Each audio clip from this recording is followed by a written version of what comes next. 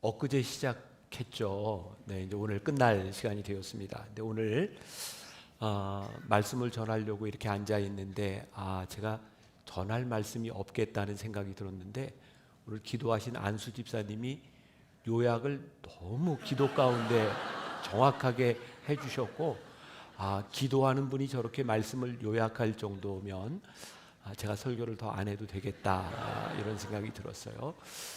그렇지만 오늘 한 가지만 더 좀 깊게 생각해 봤으면 좋겠다 하는 마음이 있는데 제가 첫날 여러분들에게 서두름과 기다림에 대한 이야기를 하면서 우리들의 삶을 바라보는 두 가지 시각이 있다. 하나는 사건 중심으로 보는 것과 과정 중심으로 보는 것이 있다. 그런 이야기를 했습니다. 어제는 제가 축복을 구할 때 어떤 것이 축복인가, 올바른 축복을 알아야 되겠다.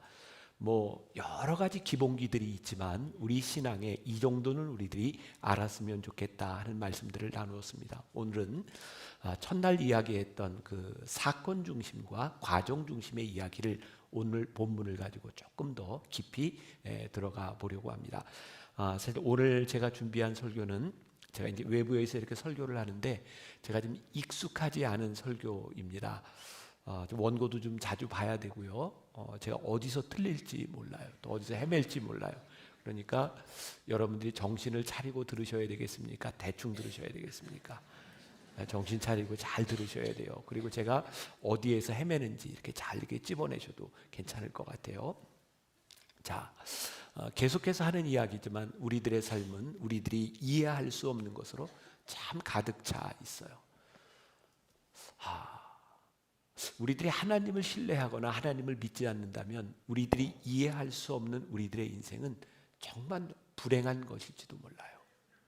제가 말씀을 준비하다 보았던 이야기인데 좀 무서운 이야기다라는 생각이 들기도 합니다. 어떤 한 가정이 해수욕장에 놀러 가게 되었답니다. 어린 아들이 수영에 재미가 붙어가지고 자꾸 바다로 이렇게 깊은 곳으로 들어가면 엄마는 불안해서 아이를 자꾸 나오라고 하고 아이를 심하게 꾸짖기도 합니다.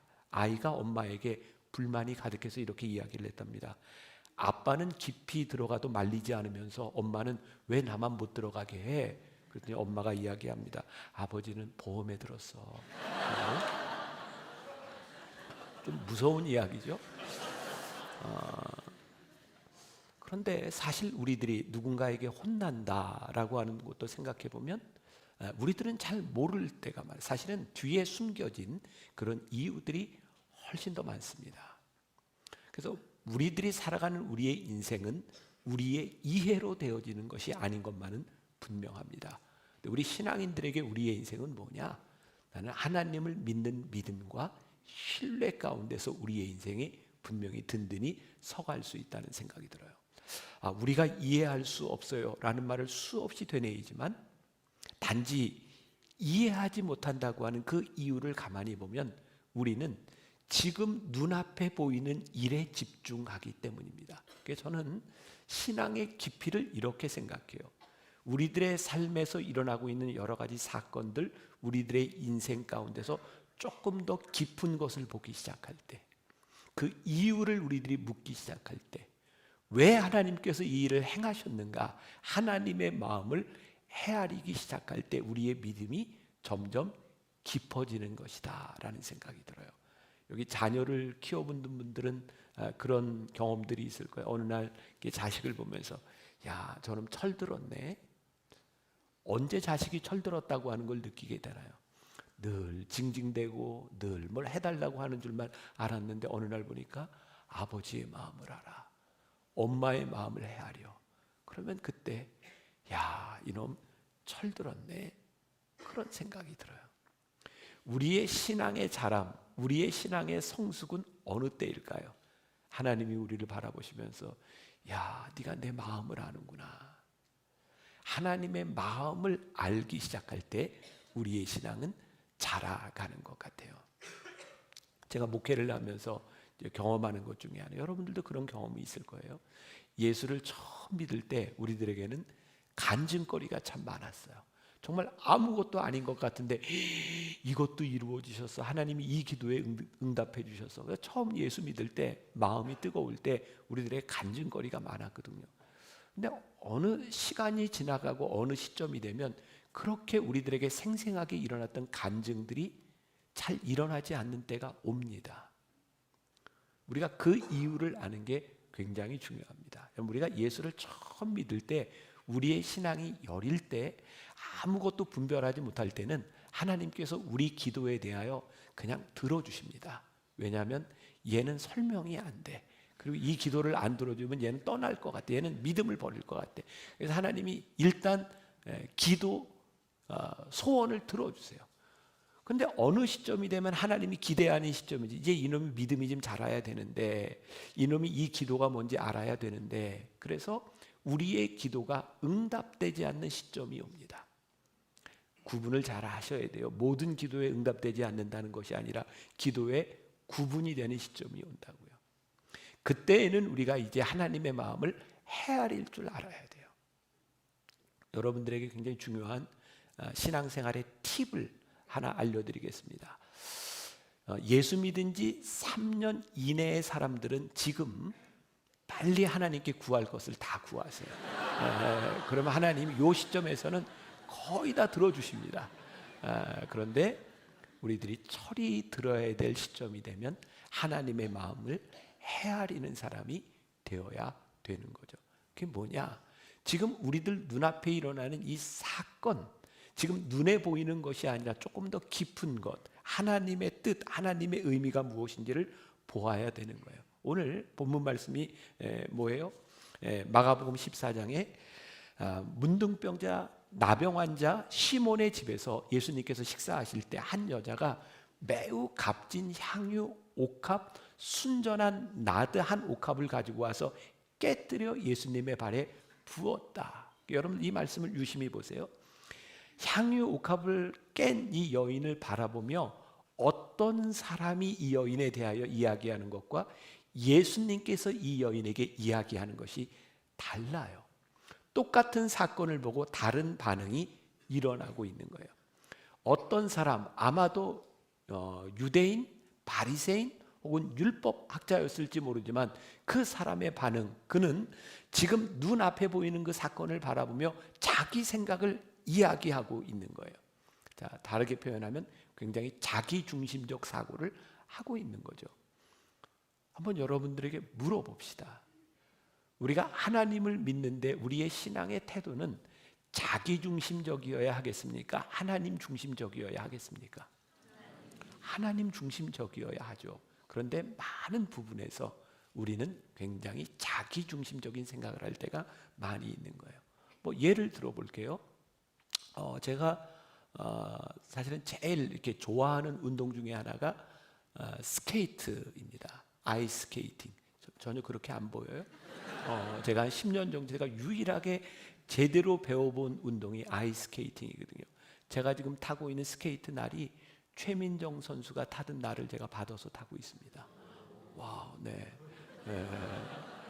제가 스케이트를 굉장히 이렇게 열심히 타고 제가 사실 심장에 스텐트를 해서 심장에 이제 펌핑에 이 종아리 근육, 허벅지 근육이 많이 필요하다 그래서 스케이트를 한 10년째 이렇게 타고 있었어요. 코로나 기간에 스케이트장 문을 이렇게 다 닫아서 못 하다가 어느 날 이제 스케이트장 문을 열었다는 소식을 듣고 제가 실내 링크로 저희 교회 바로 앞이 성남 빙상장이 있어요. 스케이트를 이제 타러 가면 제가 이제 분당이나 이런 지역에 가면 저를 알아보는 사람들이 꽤 많아요. 근데 그날도 스케이트를 타는데 사람들이 자꾸 나를 쳐다보는 거야. 속으로 생각, 이놈의 인기는 막 이러고 막 속으로 생각하는데 사람들이 자꾸 보는데 그 눈빛이 조금 이상해요. 그래서 봤더니 거기 스케이트 타는 사람들 중에 코로나 기간이었는데 제가 깜빡 잊고 마스크를 제가 안 쓰고 저 혼자 마스크를 벗고 쓰고 있는 거예요. 사람들이 계속 이상하게 쳐다보는 거예요. 신기하죠. 나는 사람들이 쳐다보면서 왜 나를 쳐다보는가 굉장히 나 중심적인 생각을 하고 있는 거예요. 또 제가 이제 세월호 때 10년 전에 여기 집회를 약속했었다 그랬잖아요. 세월호 일주기 때 저는 사실 그날이 세월호 일주기인지를 모르고 우리 교회 부목사님들을 다 데리고 잠실에 있는 야구장을 갔어요. 근데 딱 야구장 앞에 있는데 들어가려고 보니까 이날이 세월호 일주기인 거예요. 고민이 됐어요. 이거 가야 되나 말아야 되나, 혹시라도 저도 어떻게 보면 공인이라면 공인인데 야구장에서 제 얼굴이 이렇게 화면에 나오거나 그러면 어떡할까 해서 고민을 했습니다.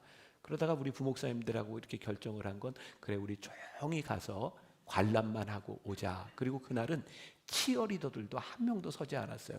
조용히 야구 경기를 했습니다. 그래서 저도 야구 모자를 이렇게 푹 눌러 쓰고, 그리고 이제 바로 이제 이렇게 야구 관람을 하고 있는데 어떤 여자가 일어나서 계속 사진을 찍는 거예요.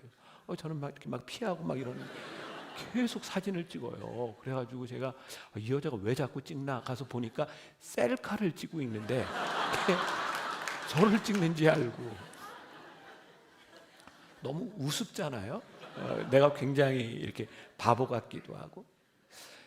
자기중심적인 생각이요, 자기가 옳다고 생각하는데 어느 날 진실을 접하게 되면 그게 굉장히 민망스러울 때가 있습니다. 지금 우리들에게 일어나는 이 사건들, 그게 뭔지 모르지만 자기중심적인 사건들이 우리의 인생을 굉장히 민망하게 할 수 있어요. 그리고 자기중심적인 생각의 가장 큰 맹점 가운데 하나는 뭐라면, 내가 생각하기에 화가 나는 거예요. 자, 오늘 본문 말씀 4절에 어떤 사람들이 화를 내어 서로 말하되 어찌하여 이 향유를 허비하는가. 이 여인이 향유 옥합을 깨뜨렸는데 화가 나는 거예요. 왜? 향유를 허비하는 것 같은 거예요. 자, 여러분들은 어느 때 화가 나나요? 화가 나는 건 간단합니다. 내 마음에 들지 않으면 화가 납니다. 생각해 보세요. 내 마음에 들지 않으면 화가 납니다. 그러면 내 마음에 들지 않기 때문에 내가 화가 나는 이 화냄이 옳은 것일까요? 그렇지 않다는 거예요. 우리들이 인생을 살아가면서 내 인생을 화나게 하는 그 일들이 분명히 내 감정일 수 있는데 그게 과연 옳은 일이겠는가? 화가 나면 비난과 불평이 일어나요. 왜 향유를 허비하는가? 지금 어떤 사람들의 생각 가운데 향유 옥합을 깨뜨린 것이 뭐로 보였어요? 허비하는 것으로 보이는 거예요. 지금 이 여인이 하고 있는 이 행위가 그들의 눈에는 어떤 의미가 보여지는 것이 아니라 허비하고 있는 것으로 보여지는 거죠. 이건 이제 제 해석입니다. 왜 그 사람들은 그렇게 허비한다고 생각하게 되었을까? 지금 이 사람들은 굉장히 종교적인 시각으로 이 여인을 보고 있는 거예요. 자, 여기서 우리들이 구분해야 될 게 있습니다. 우리들이 신앙생활을 하면서 종종 종교적인 신앙생활을 하는 사람이 있고 하나님을 믿는 신앙적인 신앙생활을 하는 사람이 있다는 것을 우리들이 구분할 필요가 있어요. 자, 우리는 이미 알고 있어요. 이 베다니 나병 환자 시몬의 집에서 예수님이 잔치를 베푸실 때 이 여인이 향유 옥합을 깨뜨렸던 것은 예수님을 사랑하는 마음으로 이 여인이 했던 헌신의 마음이었다는 것을 우리들은 알고 있어요. 이미 이 여인의 믿음과 이 여인의 신앙이구나. 그래서 이 신앙이라고 하는 것은 하나님을 사랑하는 마음으로 하나님의 뜻이 이루어지기를 원하는 마음으로 일어나는 일이에요. 그러니까 우리는 지금 알아요. 이렇게 제3자의 시각에서 이 여인이 신앙적 행위를 하고 있구나. 근데 이 신앙적 행위가 어떤 사람들에게 마음에 들지 않는 거예요. 왜? 그들은 신앙적인 눈으로 보고 있는 것이 아니라 종교적인 눈으로 보고 있는 거예요. 종교적이라고 하는 것은 뭐예요? 내가 지금까지 생활해 왔던 내 신앙의 틀, 그게 고정화되기 시작하면 신앙이 언제부터인가 종교화되기 시작해요. 신앙이 종교화되는 게 얼마나 무서운지 압니까? 2000년 우리 인류 역사 가운데 가장 무서운 전쟁들은 종교 전쟁이었어요. 내가 가지고 있는 신앙의 틀, 그 종교들이 자신의 영역을 지키기 위해서 이거를 놓치면 어떻게 될지 모른다는 생각 때문에 그거 지키기 위해서 싸우는 거죠. 그래서 종교적인 사람들은 계산적입니다. 이기적입니다. 자기중심적입니다. 절대로 자기를 손해보려고 하지 않습니다. 그러나 우리들의 마음에 신앙이 살아있고 하나님의 마음이 살아있으면 내 계산보다 앞서는 것이 있습니다. 그게 뭐예요? 하나님의 마음인 거예요. 하나님의 마음을 위하여 내가 포기할 수 있는 겁니다. 내가 내놓을 수 있는 겁니다. 내가 양보할 수 있는 겁니다. 그때 우리는 아직도 내가 신앙적인 사람이라고 생각할 수 있어요. 그러나 언제부터인가 여러분들의 신앙생활 가운데 내가 이건 절대로 양보하지 못해, 이건 내가 끝까지 지켜왔던 내 인생의 철칙이야 라고 생각한다면 언제부턴가 우리는 딱딱한 종교인이 되어 있을지 몰라요. 글쎄 이게 바른 예가 될까요? 저는 교회에서 제일 무서운 사람이 평생 나 헌신하기로 결심했습니다. 제일 무서워요. 헌신이 잘못된 건 아닌데 그게 참 하나님 앞에 귀한 것인데, 저희 교회 이제 중고등부 이제 학생들, 저희 교회 교육 목사님들이 많은데 이 청소년부만 오면 소위 어떤 소문이 있었냐면 청소년부는 목회자들의 무덤이다. 오래 견디지를 못해요, 목회자. 이유가 뭐냐면 청소년부 교사들 중에 많은 사람들이 평생을 교사로 헌신한 사람들이에요. 그 사람들이 열심히 얼마나 대단한지 정말 목숨 걸고 충성합니다. 그래서 새로운 목사님들이 와서 뭘 할 수가 없어요. 선생님들이 너무 열심인 거예요. 참 무서워요. 열심인데 무서워요. 저희 교회도 예배 시간이 되면 이렇게 자리가 이렇게 비좁아서 이제 밖에 막 보조 의자 놓고 막 이렇게 별관에서 예배 주일날 그러니까 안내하는 장로님들이, 저희는 장로님들이 쭉 안내를 하면서 교인들에게 조금만 들어가 주세요, 조금만 좁혀 주세요 이렇게 얘기하는데 어떤 분이 앉아가지고 끝까지 안 움직여요. 왜 안 움직이냐 그러더니 나는 평생 하나님 앞에 이 앞자리에 앉아서 예배하기로 헌신하기로 결심했다는 거예요. 굉장히 귀한 일입니다. 내가 평생을 이 자리에서 이 자리를 지키겠다. 그런데 하나님 보시기에 내가 저 지금 늦게 오는 사람 혹은 조금 신앙이 여린 사람을 위해서 네 자리를 조금 양보해 줄 수 없겠니? 그 자리를 양보하는 마음과 여기는 내가 결심했으니 죽어도 못 비켜라고 하는 마음, 근데 우리의 신앙의 대부분이 이 사이에 있어요. 무엇이 신앙인지 무엇이 종교인지 우리들이 잘 구별이 안 돼서 우리들이 열심으로 행하는 그 열심을 우리들이 신앙으로 착각할 때가 많은 거예요. 여기 화를 내고 있던 이 사람들은 다 그런 생각을 하고 있는 사람이었어요. 우리는 최선을 다하여 목숨을 걸고 생명을 다해 우리는 열심히 신앙생활하는 사람들이야. 그들은 교리를 잘 지키는 사람들이었어요. 근데 그들이 화가 났다고요. 그들에게 하나님의 마음이 보이지 않는 거예요. 코로나가 시작되면서 모든 교회들이 잘 모이지 못할 때 저희 교회에서도 마찬가지였어요. 그래서 어떻게 교인들에게 이 기간들을 잘 보내게 할 수 있을까? 그래서 오스왈드 챔버스의 주님은 나의 최고봉을 가지고 저희가 365일 묵상을 했어요. 아마 이 중에도 여러분들이 아마 그 묵상을 한 분들이 있을 거예요. 그때 365일 오스왈드 챔버스의 주님은 나의 최고봉, 그 책이 쉽지 않습니다. 제가 해설집을 썼어요. 거의 1000페이지에 이르는 굉장히 두꺼운 책을 썼습니다.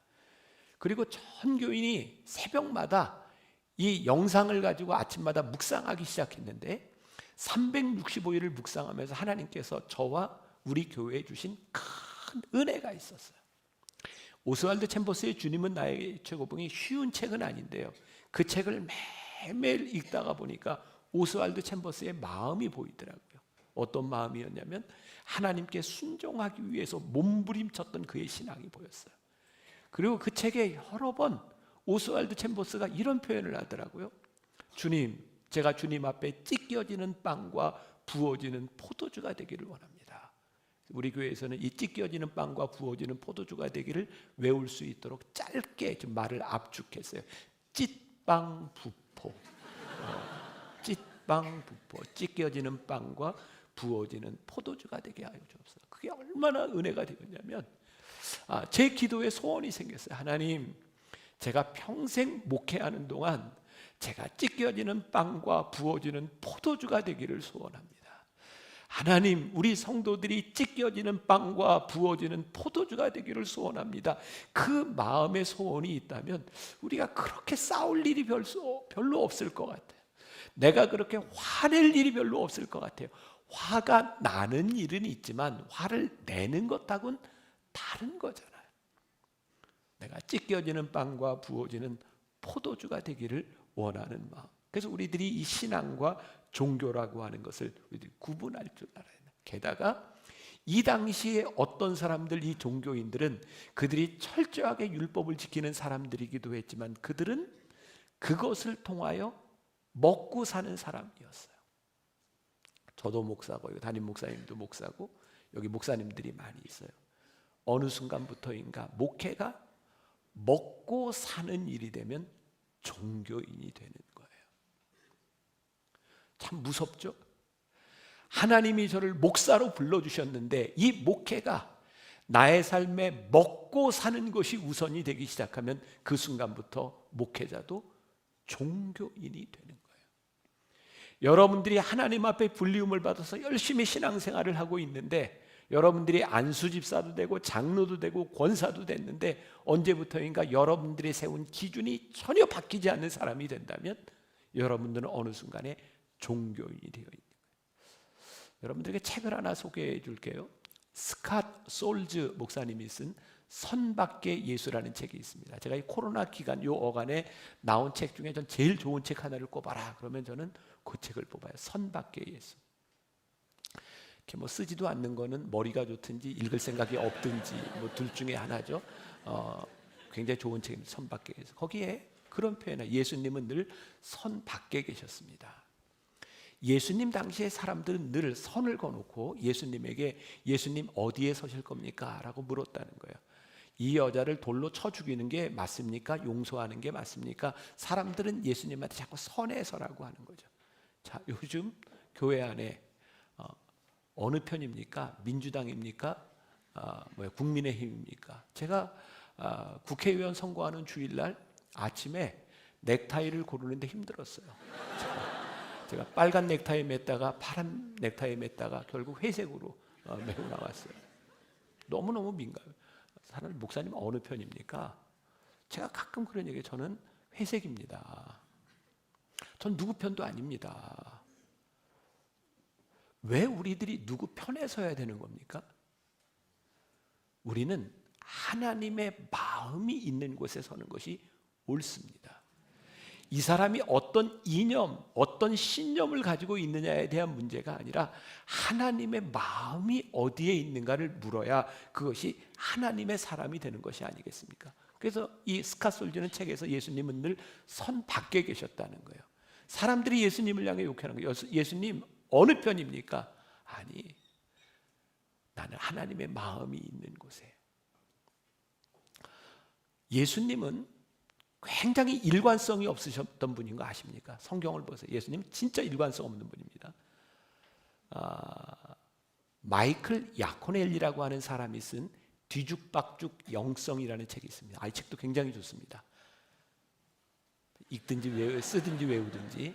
마이클 야코넬리의 아마 요즘 새로 나온 건 아마 영성 이렇게 나온 거예요. 옛날 책은 뒤죽박죽 영성이라고 그래요.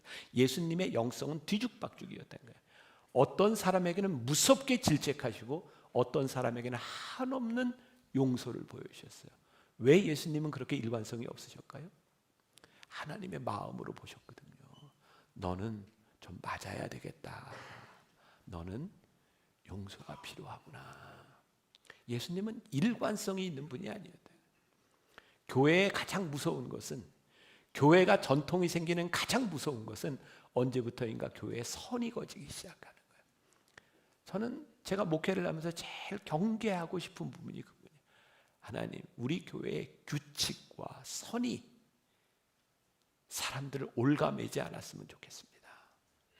저희 교회도 정관이 있고 법이 있고 저희 교회 변호사 장로님이 잘 만들었어요.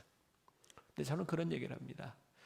우리 교회의 규정, 법 필요한데 어느 날 우리 교회에 이 규정이 필요하다 적용되는 시점이 되면 이미 교회는, 저는 교회가 아니라고 생각해요. 이미 하나님의 마음과 하나님의 은혜가 떠나간 곳에 법이 적용되거든요. 법이 필요합니다. 그러나 법이 적용되는 것보다 하나님의 마음을 알아가는 것이 교회에는 훨씬 더 중요한 일인 것 같아요.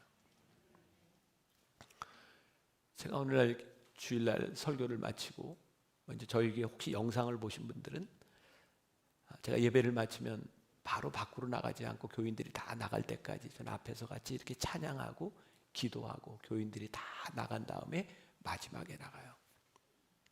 그날도 사람들이 거의 다 나가고 마지막에 제가 이렇게 가운데 걸어 나가는데 저 뒤에쯤 갔는데 어떤 청년 하나가 저에게 이렇게 얘기를 하더라고요. 목사님, 저 살고 싶어요.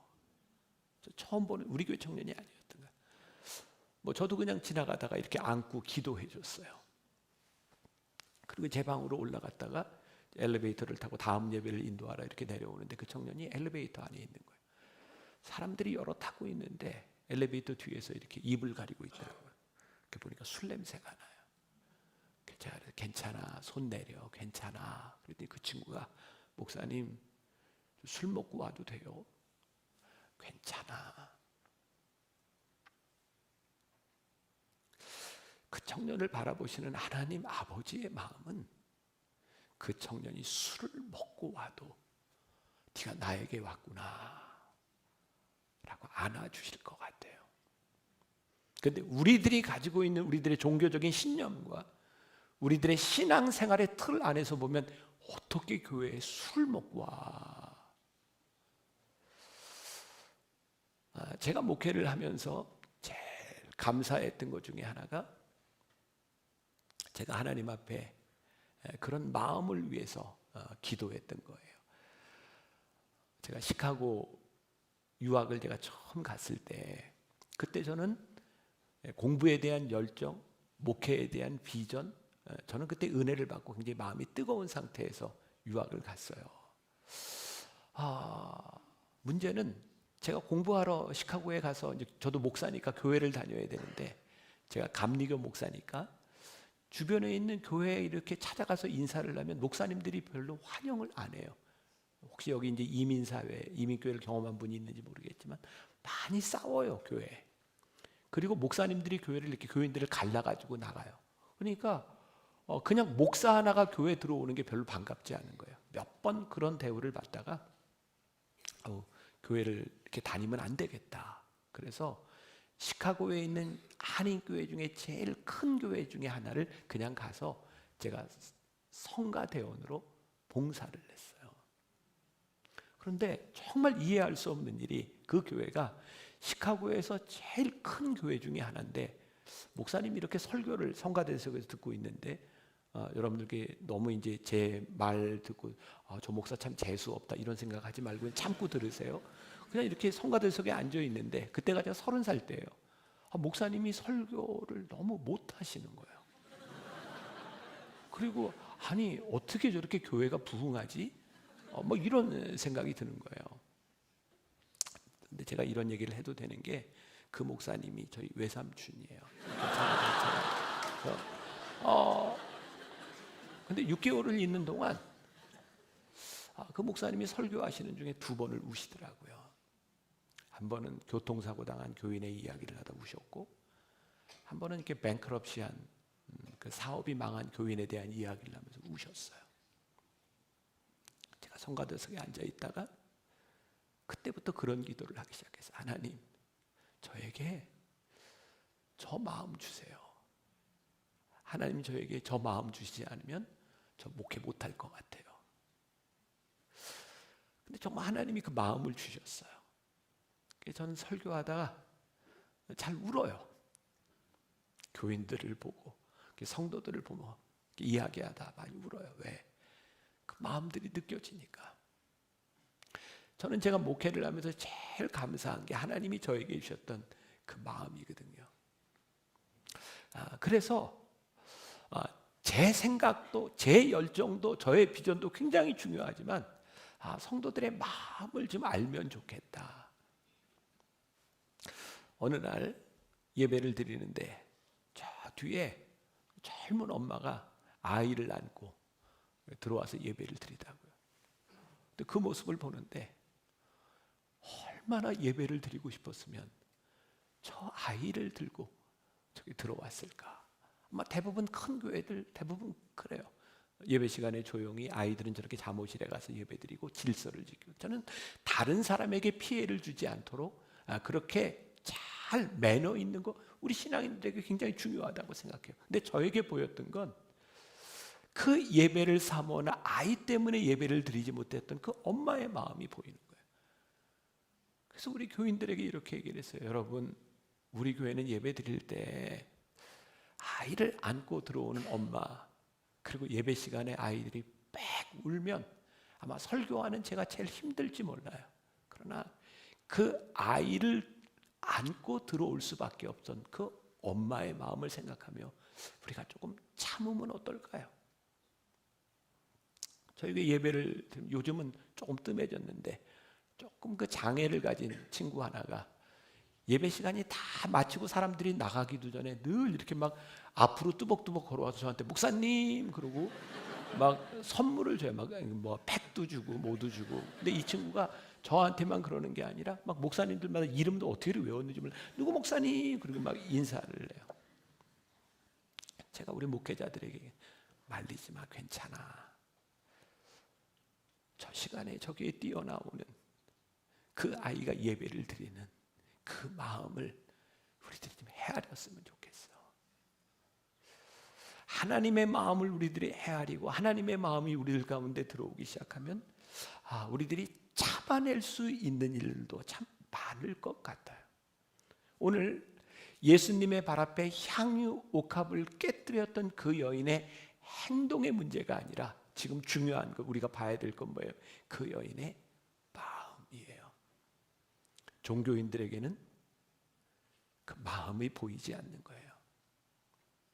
단지 이 300데나리온이나 하는 이 돈의 가치, 그것이 깨어졌다고 하는 것만 눈에 들어오는 거예요. 향유 옥합을 깨뜨렸다, 이런 상상이 가능하잖아요.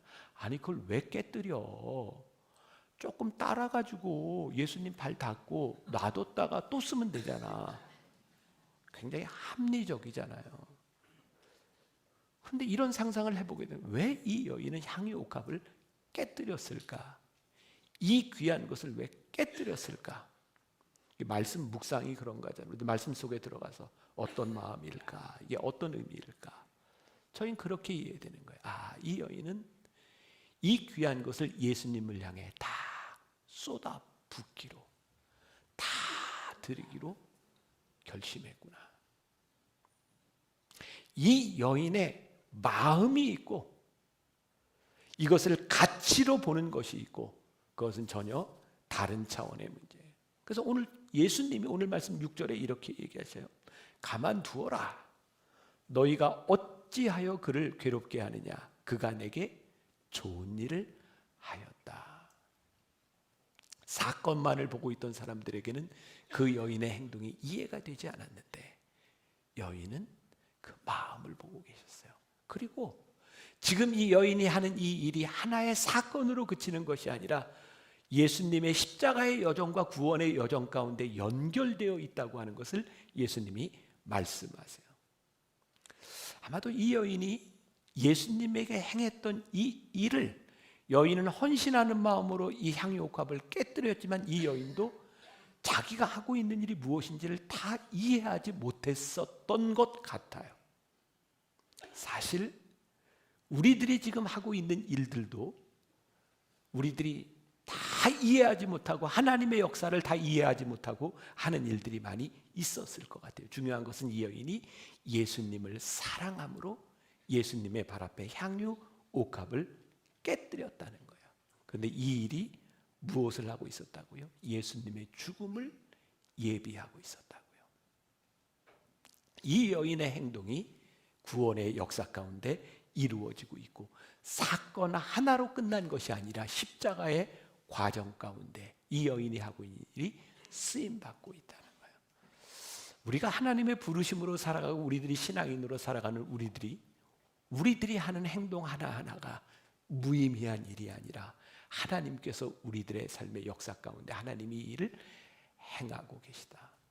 내가 참 부족한 것 같은데 내가 하고 있는 이 일이 얼마나 의미 있는 일인가. 그 과정이 보이기 시작할 때 우리들의 삶에 일어나는 사건 하나하나가 귀한 의미들을 가지기 시작하는 거예요. 여인이 행한 일을 바라보고 그 사건을 바라보고 어떤 사람들이 비난하고 있지만 예수님은 이 여인의 마음과 십자가의 여정을 바라보시면서 이 여인이 하고 있는 일을 칭찬하고 계신 거예요.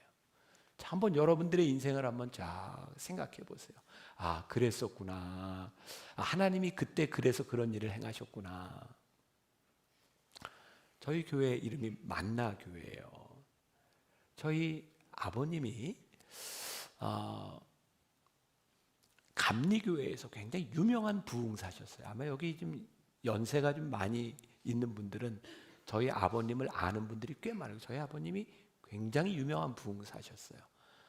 이름은 나중에 김병삼 목사의 아버지하고 네이버에 물어보세요. 이름이 나올 거예요. 근데 저희 아버지가 한번 마지막으로 이렇게 좀 개척을 하고 싶다 이런 소원을 가지고 계셨고, 그 당시에 감리교회에서 감리교단 안에 5손가락 안에 드는 그런 교회 목회를 하고 계셨는데, 그 당시에 이제 강남 영동 쪽에서 개척을 해야 되겠다. 그리고 저희 사남매와 함께 철야 기도를 하고 이제 결정을 하고 이제 개척을 한다고 나오셨는데, 그때 조그만 삼각교회에 있던 교회에서 시작하셨어요. 교회가 정말 빨리 부흥했고, 뭐 그냥 삼각교회에서 그 당시에 뭐 40년이 넘은 일이죠. 교회 버스도 사고 막 부흥을 하는데, 정말 제가 태어나서 못 볼 것을 봤어요. 제가 고등학생 때였는데 교회가 막 부흥하는데, 그때 초창기에 있던 초창기 멤버들이 사람들이 막 늘어나기 시작하니까 우리가 주도권을 빼앗긴 것 같다, 뭐 이런 싸움들이 일어나면서 설교하는 저희 아버님을 강단에서 끌어내고 설교를 못하게 했어요. 제가 고등학교 때 처음 그런 일을 봤어요. 그래서 거기 있던 모든 교인들이 그냥 그 교회 건물 그대로 다 놔두고 저기 잠실 벌판에 천막을 치고 시작했어요. 만나 교회의 시작이 바로 잠실 벌판에서 천막을 치고 시작한 게 만나 교회예요. 그리고 거기에서 교회가 막 부흥을 해서, 그리고 거기에 건물을 이렇게 사고 상가 건물을 사고 교회가 막 부흥을 하는데, 갑자기 86 아시안 게임 선수촌 부지로 거기가 결정이 되면서 건물이 또 다 헐려버렸어요. 교인들이 밤새 막 벌판에 가서 철야기도 하고 그러다가 그 서울 송파에 어떤 교회가 건물을 짓다가 부도가 나서 골조만 남겨놓은 그 건물 교회를 사가지고 거기에 들어갔어요. 갑자기 그런 생각이 드는 거예요. 아, 그때 그 교회에서 쫓겨나지 않았더라면, 잠실 벌판에 천막을 치지 않았더라면 지금 만나교회가 없었겠구나. 근데 저희 아버님이 60세에, 지금 제 나이죠. 그 당시 사람들에게는 왜 그러냐고, 그 송파에서 그렇게 교회가 크고 부흥했는데 분당에 신도시가 들어온다고 거기에 종교부지를 사고 분당으로 나오신 거예요. 그리고 저희 아버지가 교회를 크게 지은 건물을 짓고 힘들게 빚을 갚다 다 못 갚으시고 결국은 쓰러지셨고 돌아가셨어요. 제가 만나교회 담임이 됐을 때 큰 건물과 더불어서 큰 빚을 남겨주셨어요.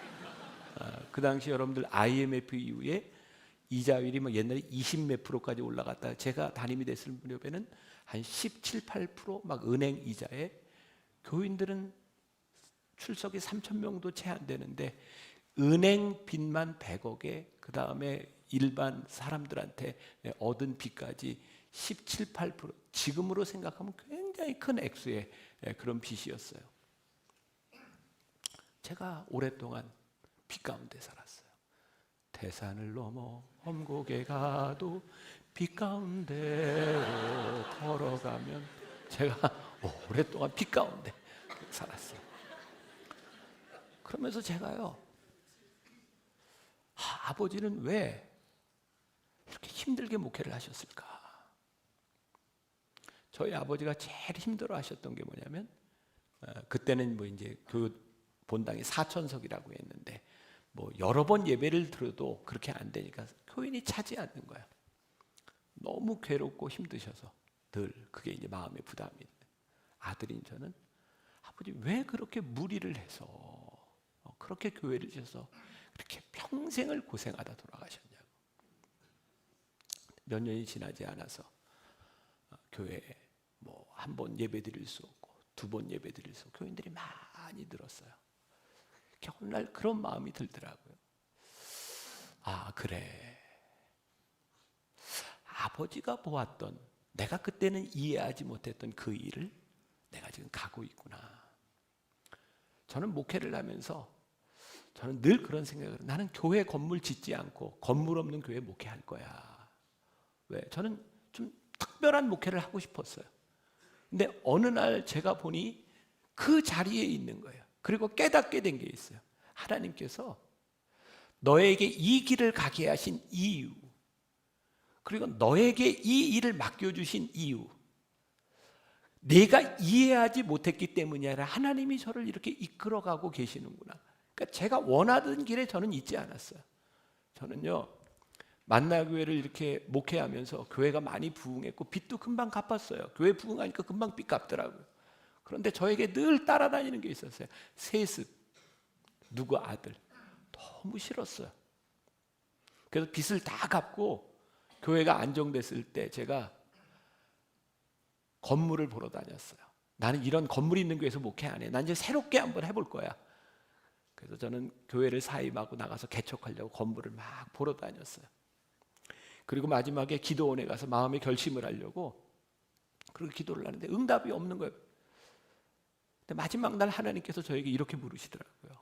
너 왜 자꾸 나가서 개척하려고 그러니? 근데 제 대답이 너무 분명했어요. 저요, 제 능력을 증명하고 싶어요. 저 아버지 아니어도 내가 할 수 있다는 걸 보여주고 싶어요. 그런데 하나님이 저에게 이렇게 물으셨어요. 제 마음에. 그러면 저 교인들은 너에게 뭐냐? 그때 제가, 하나님, 주님께서 저에게 맡겨준 양입니다. 제가 사랑하는 양입니다. 그리고 저는 깨끗이 접었어요. 내가 지금 꿈꾸고 내가 원하는 그 일들, 지금 우리 앞에 일어나는 그 일들, 그것이 지금 우리로 하여금 일비하게 할지 모르지만 하나님의 역사 가운데 우리들이 있을 때 그 역사를 바라보는 우리들에게 안목이 생기고 하나님이 우리를 이끌어 가시는 그 길이 보이고, 아, 하나님이 나를 여기에 있게 하셨구나. 그것이 우리들에게 분명한 믿음과 확신이 될 때에 우리들이 살아가는 삶의 방식이 달라지지 않겠는가. 이건 저의 이야기지만 여러분들의 이야기가 있을 것 같아요. 하나님의 계획이 우리들에게 보일 때. 자, 다시 6절과 7절 말씀을 다시 봅니다. 예수께서 이르시되 가만두라. 너희가 어찌하여 그를 괴롭게 하느냐. 그가 내게 좋은 일을 하였느니라. 가난한 자들은 항상 너희와 함께 있으니 아무 때라도 원하는 대로 도울 수 있거니와 나는 너희와 항상 함께 있지 아니하니라. 지금 여인은 지금 뭘 하고 있어요? 예수님의 십자가를 예비하고 지금 그 여인은 그 일을 하고 있어요. 하나님을 사랑하는 마음, 때때로 그것은 공의를 뛰어넘는 일이라는 생각이 들어요. 세상은 공의를 지키고 의를 지키는 것이 중요하다고 이야기하지만 저는 그것보다 더 중요한 게 있다고 생각해요. 그건 하나님의 사랑과 자비하심인 것 같아요. 공의와 의가 잘못된 것이 아닙니다. 하나님의 사랑과 자비와 용서가 없는 공의는 너무 무서운 거예요. 우리들에게 하나님의 마음이 있는 공의와 진리가 있는 것, 그것이 우리들에게 얼마나 중요한가. 자, 여러분 이거 하나 좀 기억했으면 좋겠어요. 우리들에게 위선적인 것과 독선적인 것이 있어요. 위선이 뭘까요? 거룩한 건 참 좋은 것인데 다른 사람들 앞에서 거룩하려고 하는 것이 위선이에요. 그래서 예수님께서 바리새인들과 사두개인 율법자들, 학자들을 해서 뭐라고 말씀하세요? 이 위선자들아. 왜? 그들은 사람들 앞에서는 거룩한데 그들의 마음이 거룩하지 않은 거예요. 하나님 마음이 없는 거예요. 근데 가만히 보면 우리 신앙 공동체 안에 위선이 참 많은 거죠. 사람들에게 보여지는 것, 마음의 중심이 없는 거예요. 그런가 하면 위선만 있는 것이 아니라 독선이 있어요. 독선은 뭘까요? 하나님 앞에서만 내가 거룩하면 돼. 그래서 내 거룩이 제일 중요해서 다른 사람들이 상처를 받든 그렇지 않든 별로 신경 쓰지 않아. 이게 뭐라고요? 독선이라고요. 거룩이 잘못하면 위선이 되거나 거룩이 잘못하면 독선이 되는 거예요. 정말 무서운 거예요. 제가 만나교회에서 초창기 사역을 할 때 청년 사역을 했거든요. 근데 청년 사역을 하면서 제일 힘들었던 게 아마 대부분의 교회, 아마 여러분들 교회에서도 비슷하리라고 생각하는데 청년들이 되게 찬양 봉사도 하고 교회 학교 봉사도 하고 하죠. 네, 청년들이 열심히 합니다. 근데 저희 교회는 그 당시에 청년 예배가 오후 2시 반이었거든요. 청년들이 교회 학교 봉사, 찬양대 봉사 이런 봉사를 다 하고 점심 먹고 청년 예배를 드려요. 제가 98년 5월에 미국에서 나와서 청년 예배를 처음 인도하던 날 딱 강단에 섰는데 설교할 분위기가 아니었어요. 이미 아이들이 다 지쳐가지고 눈이 다 풀려 있는 상태예요. 그런데 옛날에는 이렇게 강단에 종이 있었잖아요. 땡, 다 같이 묵도하심으로 예배 시작하겠습니다. 기억나세요? 땡, 이렇게 묵도할 때 약간 잠이 오고, 그리고 대표 기도할 때 잠들면 이건 뭐 이제 설교할 수가 없는 거예요. 그래서 청년들 예배를 이렇게 드리면 안 되겠다. 지금 여러분들이 너무나 지금 자연스럽게 생각하는 이런 예배 포맷, 이게 제가 98년부터 한국교회 안에 논쟁의 핵심에 있었던 사람이 저예요. 잘 모르시죠? 제가 현대예배 열린 예배라는 책을 써서 그 당시에 막 생방송으로 이 열린 예배 현대예배에 대한 논쟁이 붙기도 하고, 당시에 장로교 합동측 총회에서는 열린 예배를 드리지 않기로 결의를 하기도 하고, 그래서 제가 냈던 책 현대예배 열린 예배라는 책이 장로교 총회 신학교에서는 이 책을 비판하라고 읽었고, 제가 나온 모교에서는 교재로 쓰고, 제가 이제 그래서 알려지게 된 사람 중에 하나예요. 예배 논쟁이 굉장히 많았었어요. 지금 여러분들이 드리는 이 예배와 이 드럼이 여기에 올라가게 된 게 그 논쟁들을 다 겪고 난 다음이었어요.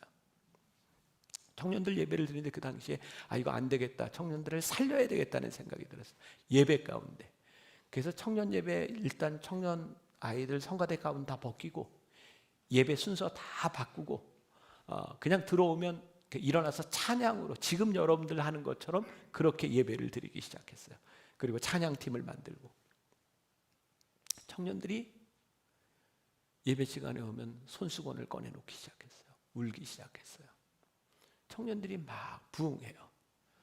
그리고 어른들도 이제 청년들이 아닌 일반인들도 같이 이제 찬양하면서 예배를 드리기 시작했어요. 그때 앞에 찬양단에 섰던 여자아이 하나가, 그게 벌써 25년, 26년 전이에요. 그러니까 지금처럼 생각하면 안 돼요. 진짜 노란 물을 들이고 이렇게 찬양을 하고 있는 거예요. 근데 그게 눈에 많이 거슬리는 거예요. 예배를 마치고 나가는데 어떤 집사님이 나를 붙들고, 목사님, 찬양하는 애가 저렇게 노란 물 들이고 예배 드려도 되나요? 그래서 제가 이렇게 얘기했어요. 저에게 꿈이 있는데요, 다음 주에 빨간 물 들인 애가 한 5명 좋겠어요. 제가 왜 그 얘기 했는지 아세요? 생각해 보세요. 지금 이 시간에 노란 물 들인 아이가 예배당에 있잖아요. 귀를 뚫고 코를 뚫고 찢어진 청바지를 입고 있는 아이들이 지금 이 시간에 예배당에 있는 게 놀랍지 않습니까? 그게 어른들 눈에는 거스를지 모르지만 지금 이 아이들이 여기에 있는 것이 얼마나 놀라운 일입니까? 그리고 제가 난예배 설교를 하면서 이런 얘기를 했어요. 우리 어른들 정말 못된 거 아니냐고. 젊은 청년들한테 너희들 왜 머리 그렇게 노랗게 염색하고 다니냐고. 너희들 그거 좀 하나님이 주신 대로 살지 왜 그렇게 염색하고 다니냐고. 그러면서 여러분들은 왜 흰 머리를 검은 머리로 염색해?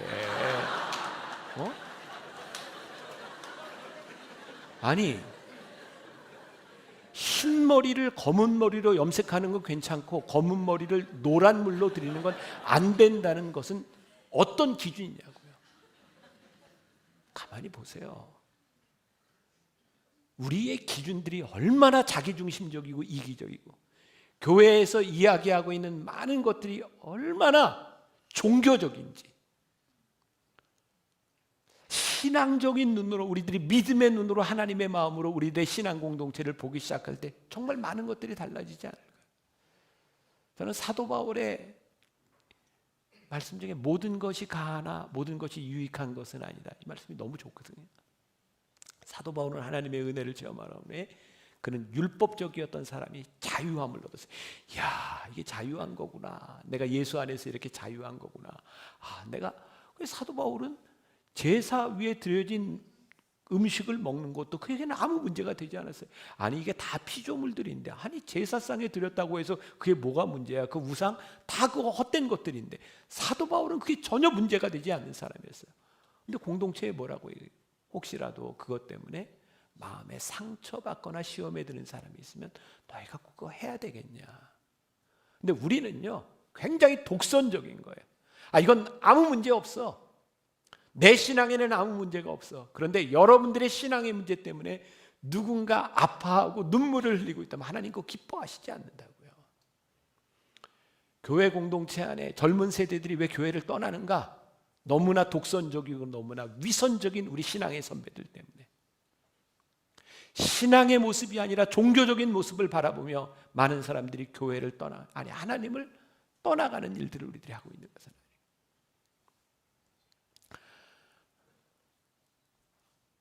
제가 굉장히 많이 이렇게 선교지도 이제 다니고, 또 제가 지난 10년 전 정말 코스타라고 하는 그 청년 대학생 집회에 정말 많이 다녔어요.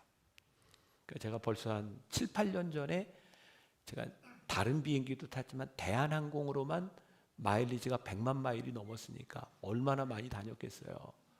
근데 저에게 문제는 많이 몸이 이렇게 힘들고 아프고, 근데 잠을 잘 못 자요. 제가 불면증으로 참 많이 힘들었거든요. 그리고 저를 제일 힘들게 했던 건 이제 공황장애 때문에 많이 힘들었고, 공황장애가 오니까 우울증도 같이 오고. 혹시 우울증 경험해 보셨어요? 여기 우울증 경험한 분들 참 많을 거예요. 지금도 아마 우울증 때문에 힘들어하는 분들 있을 거예요. 우울증 증세가 뭔지 아세요? 우울증 증세가요, 우울한 거예요. 근데 이유가 없이 우울해요. 우울함이 쫙 찾아오면 굉장히 힘들어요. 정말 힘들어요. 이거는 신앙적인 문제나 영적인 문제가 아니고, 물론 여러분들 중에 뭐 갱년기를 지나면서 이런 시기를 지나가는 분들도 있고, 그리고 여러분들의 삶에 이렇게 육체적인 밸런스가 깨져서 그러는 분들도 있어요. 굉장히 힘들어요. 근데 여러분들 잘 아셔야 될 건, 당뇨가 있어서 약을 먹어서 당을 치료하듯이 우울증이 오면 약을 드세요. 그러면 이렇게 자율신경 이렇게 조절이 되면서 우울증들은 금방 좋아질 수 있어요. 근데 정말 무식하게 이게 영적인 문제라고 자꾸 기도하라고 하는, 아니요. 우리 기능의 밸런스가 깨지면 우울증이 올 수 있어요. 물론 영적으로 올 수도 있어요. 제가 수면 장애로 잠을 못 자 3년을 힘든데 정말 잠자는 방법을 잃어버린 것 같았어요. 근데 잠 못 자는 걸로 죽는 사람은 없습니다. 우울증으로 죽지도 않아요. 공황 장애로 죽지도 않습니다. 그 죽을 병은 아니에요. 근데 제가 이렇게 이제 잠을 못 자고 많이 힘들어 하는데, 제가 이제 이런 이야기를 하니까 어떤 분이 저에게 좋은 팁을 주는 거예요. 목사님, 비행기 타고 돌아갈 때 비행기 타자마자 승무원한테 바로 포도주를 한 잔 달라 그러고 그걸 마시고 그냥 바로 자보세요. 그러면 시차 적응에 도움이 될 겁니다. 그래서 제가 그때 처음으로 그래, 한번 내가 비행기 타고 포도주를 먹고 한번 자보리라. 그리고 이제 비행기 타고 딱 비행기 사인이 꺼지자마자 승무원을 불렀어요. 승무원이 오더니 저한테, 목사님 부르셨어요? 깜짝 놀랐어요. 그래서 제가 그 승무원을 보고, 네, 물 한 잔 주세요. 물 먹고 잤어요. 이제 한번 생각해 봅시다. 제가 목사인데, 그리고 다른 목적도 아니고, 뭐 저는 뭐 어제 제가 제가 논 이야기 막 이런 거 얘기했지만, 저는 사실 술 담배도 안 해본 사람이거든요. 그러니까 제가 포도주를 한 잔 마신다고 제 신앙에 큰 문제가 생기거나, 그리고 그게 저에게 어떤 치명적인 일이 되지는 저는 않는다고 생각해요. 그게 신앙의 본질적인 문제겠습니까? 근데 제가 그 순간 그 포도주를 마시지 않은 이유는, 저에게 인사를 한 그 승무원이 어떤 신앙을 가지고 있는 사람인지 제가 모르기 때문에, 혹시라도 목사가 기내에서 포도주를 마시는 것 때문에 마음의 상처를 받거나 그의 신앙생활에 문제가 생긴다면 그건 내가 안 먹지. 모든 것이 가해요. 그러나 모든 것이 유익한 것은 아니에요. 사도 바울이 고린도에 있는 교인들에게, 그들이 은사가 많이 나타나고 은사주의가 일어나고 그들이 신앙생활하고 교회가 부흥하고 있었는데, 사도 바울이 끊임없이 그들에게 이야기했던 것은 하나님의 마음이었어요. 모든 것이 가하나 모든 것이 유익한 것은 아니니라. 이게 우리의 신앙인 거예요. 우리들이 지금 하고 있는 우리들의 눈앞에 이 일들, 우리의 사건들, 우리들이 행하는 일들을 통하여 하나님의 마음들이 우리들에게 보여지고, 우리들이 무엇을 해야 하나님이 기뻐하실까? 사실은 오늘까지 3일 동안 이야기하지만 사실 다 사족이에요. 사족. 하나님이 기뻐하실까? 하나님의 마음은 어떤 것일까? 사실 그것을 생각한다면 다른 그 어떤 설명도 필요 없을 것 같아요. 전 가끔 그런 생각을 하고, 저는 굉장히 계획적인 성향입니다. 제가 MBTI로 제가 ENTJ예요. ENTJ, 독재자형. ENTJ. 그리고 굉장히 계획적인 사람. 저는 굉장히 인생을 계획적으로 삽니다. 사람들이 부러워하기도 하고 싫어하는 부분이에요, 목사님들이. 저는 내년도 12월 마지막 주일까지 설교 원고가 정리가 다 끝난 사람입니다. 이게 사람들이 잘 안 믿어요. 전 진짜로 풀 원고로 다 끝났고요. 저는 이렇게 준비하지 않으면 일이 안 되는 사람입니다. 저는 굉장히 철저하게 준비하는 사람입니다. 근데 하나님이요, 저에게 깨닫게 하신 게 있는데, 뭐냐면 하나님은 내 준비대로 일하는 분이 아니시라는 거예요. 그런데 저는 계속 준비합니다. 왠지 아세요? 내가 준비해봐야 하나님이 내 준비로 일하시는지 일하시지 않는지를 알 수 있어요. 저에게 굉장히 중요한 경험이 있었어요. 제가 10여 년 전입니다. 포항의 한동대에 제가 집회를 인도하러 갔는데, 토요일 날 이렇게 영성 집회를 인도하고 주일날 이렇게 몇 번 이제 계속 체프를 여러 번 드려야 되는 시간이었어요. 시간을 지켜야 되니까 제가 원고를 딱 준비를 해가지고 뒤에 앉아 있는데, 교목 목사님이 저를 이렇게 소개하고 제가 나와야 되는 순간인데, 진짜 이걸 어떻게 표현을 해야 되는가, 정말 강력하게 제가 준비한 말씀이 오늘 이 아이들에게 적절하지 않다는 마음을 주시는 거예요. 근데 내가 시간까지 생각하고 원고를 철저히 준비를 해왔는데 이게 적절하지 않으면 내가 어떻게 해요? 근데 제가요, 포항에 오기 전에 후안 카를로스 오르티즈 목사님의 책을 보는데, 그 책에 이런 내용이 있었어요. 이 목사님이 부에노스아이레스에서 목회를 할 때, 그 아르헨티나는 구교 국가고요. 거기는 개신교회가 참 드문데 이 교회가 많이 부흥을 했어요. 그러니까 1000명가량의 성도들이 출석하는, 그래서 매 주일 설교가 라디오로 생방으로 방영되고 있는 그런 교회였어요. 사랑으로 시리즈에 대한 설교를 하고 있는데, 이 목사님에게 그런 일이 일어났던 거예요. 설교를 하려고 하는데 성령님께서 그 책의 내용에 의하면 아주 강력하게 오늘 너 설교하지 마라 그러시더래요. 그래서 목사님이 성령님께, 성령님, 오늘 이 방송 시리즈이기도 하고요, 라디오로 생방입니다. 근데 너무나 강력하게 오늘로 그 말씀 전하지 마라 그러시더래요. 그래서 목사님이 순종하기로 마음을 먹고 강단에 올라와서 교인들에게 이렇게 얘기했다면, 여러분, 오늘 말씀은 서로 사랑하라입니다. 그리고 들어가서 앉았대요. 이 교인들이 가만히 있더래요. 다시 나와서 목사님이 여러분 오늘 말씀은 서로 사랑하라입니다. 그리고 들어갔대요. 계속 앉아 있더래요.